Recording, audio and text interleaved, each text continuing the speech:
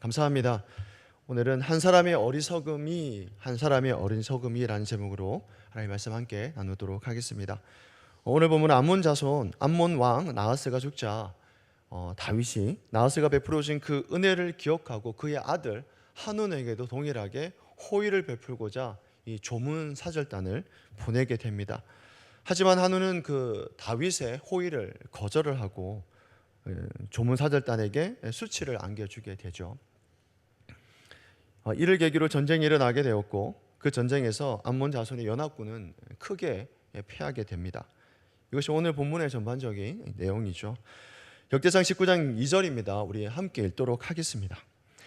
다윗이 이르되 한운의 아버지 나하스가 전에 내게 호의를 베풀었으니 이제 내가 그의 아들 한운에게 호의를 베풀리라 하고 사절들을 보내서 그의 아버지 죽음을 문상하게 하니라.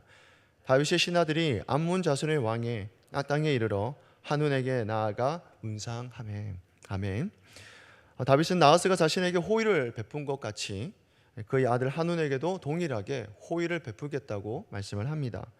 언제 어디에서 어떻게 그 암몬 왕이 다윗에게 호의를 베푸는지에 대해서는 성경은 정확하게 이야기하지 않습니다. 하지만 다윗이 그 일을 기억하고 한운에게 동일하게 나하스가 베푼 그 호의를 그의 아들 한운에게 동일하게 이제 호의를 베풀려고 한 것이죠. 그러나 암몬과 한운은 그 다윗의 신하들을 이제 정탐하러 곳으로 생각을 하고 다윗의 호의를 거절을 합니다. 그들이 이렇게 행동한 것에는 조금 이해가 되기도 합니다. 당시 다윗의 세력이 점점 강해지는 것을 보고 어떤 근본적으로 그들에게는 두려움이 있었던 것 같습니다. 철제 무기로 무장하고 잘 훈련된 군사력을 가진 그 블레셋이 어떻게 보면 다윗에 의해서 완전히 굴복을 당했었습니다. 그리고 모압도 끔찍하게 정복당한 상황에서 암몬 입장에서는 다윗의 위력이 얼마나 대단했겠습니까? 공포를 느꼈을 것 같습니다. 충분히 이해가 되는 부분이죠. 그러니까 그들이 이 두려움 때문에 이 다윗의 호의를 이제 왜곡시켰다는 것입니다. 그래서 다윗의 신하들을 붙잡혀서 수염의 반을 깎고 의복의 중동 볼기까지 자르게 되죠. 옷의 반을 자른다.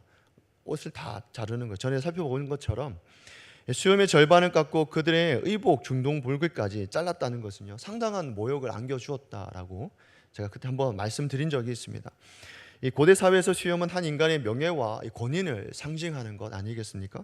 그러니까 수염을 잘랐다라는 말은요, 머리를 자르는 것처럼 죽음까지 상징하는 그런 표현이 되는 것이죠. 그러니까 죽음을 의미하는 수치스러움을 안겨주었습니다. 그리고 옷을 엉덩이가 드러나도록 잘랐다는 것은요, 수치와 모욕감을 안겨주었다는 것이죠.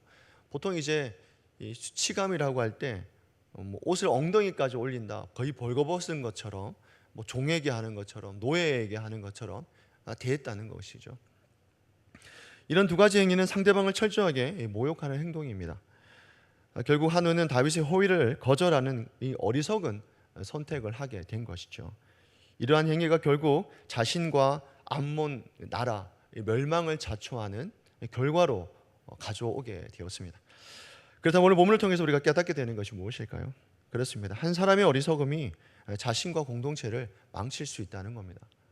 나의 어리석음을 통해서 나 자신뿐만 아니라 공동체에게도 큰 영향을 미칠 수 있다는 것이죠. 다윗과 나하스 시대에는 이스라엘과 암몬 사이에는 평화가 있었습니다. 나하스 때는 그랬죠. 그로 인해서 암몬은 다른 주변국들이 다 이스라엘로 인해서 다 정복을 당한 상황에도 이 암몬만큼은 평화를 보존할 수 있었습니다. 그렇다면 나하스를 이어서 암몬 왕이 된 한운은 이 다윗에 대한 신하들의 어떤 근거 없는 비방과 선동을 아무리 비판적 태도 없이 그대로 받아들여서는 안 됐다는 것이죠. 근거 없는 비방과 선동에도 그는 분명 한 번 더 생각해 봤어야 된다는 겁니다.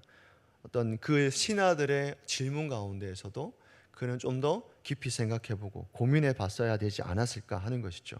그랬더라면 그의 어리석음으로 자신과 공동체를 망치는 일은 없었다라는 겁니다. 그렇습니다. 때로는 이 교회 안에서도 이런 일들이 있을 줄 압니다. 정확한 사실을 기반으로 한 것이 아니라 누군가의 이야기만 듣고 상대방을 근거 없이 비방하기도 하고요. 또 선동을 아무런 비판적 태도 없이 그대로 받아들여서 실수하는 경우가 공동체 안에 왜 없겠습니까? 그럴 수 있겠죠.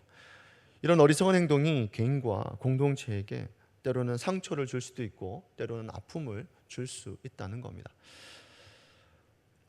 역대상 19장 3절을 보게 되면 암몬 자손의 방백들이 한눈에게 말하되 왕은 다윗이 조문 사전을 보낸 것이 왕의 부친을 존경함인 줄 여기시나이까.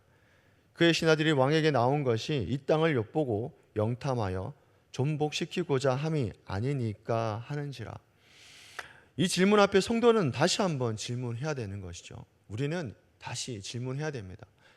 이 신하들이 이렇게 질문했다면 한눈이 다시 그 신하들에게 질문했어야 되는 것이죠. 과연 그런가? 과연 다윗의 호의가 너희가 생각하는 그런 호의인가? 호의가 아닌 것인가? 질문했어야 되는 것이죠. 과연 근거 없는 비방은 아니었는가? 근거 없는 선동은 아닌가? 혹 나의 무지함에서 나오는 어리석은 행동은 아닌가? 나의 말과 행동에 아무런 문제가 없는가? 이러한 질문을 통해서 나를 돌아봐야 했어야 된다는 것이죠. 이런 질문만 했더라면, 조금이라도 한 번 더 깊이 생각했더라면 개인뿐만 아니라 공동체를, 그 나라를 지킬 수 있지 않았겠습니까? 동일합니다. 우리에게도 이러한 여러 가지 이야기들이, 비방들이 오고 갈 수 있지 않겠습니까? 이러한 질문을 통해서 나와 공동체를 지킬 수 있다는 것이죠. 오늘 하루도 하나님 말씀 앞에서 나를 돌아보는 그런 저와 성도님 되시기를 주 예수 그리스도로 축원합니다. 아멘. 기도하시겠습니다.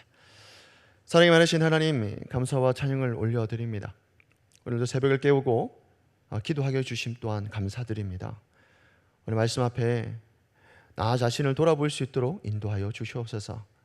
누군가 이야기만 듣고 상대방을 근거 없이 비방하고 또 선동을 아무런 비판적 태도 없이 그대로 받아들여서 실수하는 경우는 없습니까? 나의 이런 어리석은 행동이 개인과 공동체에게 상처와 아픔을 주고 있지는 않습니까? 오늘 하루 나 자신을 돌아볼 수 있도록 하나님 인도하여 주옵소서. 하나님 앞에서의 거룩함으로 나아가는 우리가 될 수 있도록 인도하여 주옵소서. 또 이 하나님 기도 제목 들고 나온 성도들이 있습니까? 하나님 그 기도 제목 하나하나 들으시고 응답하실 줄 믿습니다. 감사와 찬양을 올려드리며 예수 그리스도의 이름으로 기도드리옵나이다. 아멘.